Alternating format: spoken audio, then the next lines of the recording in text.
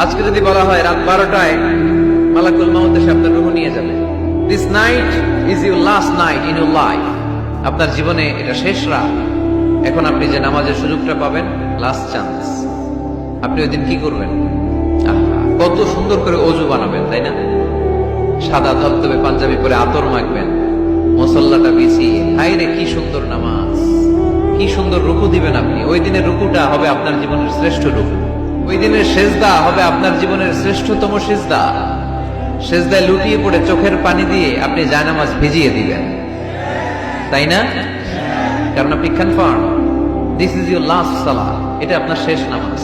তো প্রত্যেক ওয়াক্তে যে দাঁড়াই, কোনো গ্যারান্টি আছে যে আরেকটা নামাজের সুযোগ পাবো? তাহলে প্রতি ওয়াক্তেই আমরা এটা ভাবি না কেন যে এটা আমার জীবনের শেষ নামাজ হতে পারে? বিশ্বাসীরা যখন নামাজে দাঁড়ায় তারা ভাবে it could be my last and final সালাহ। চিল্লায় বলতে হবে ঠিক কিনা?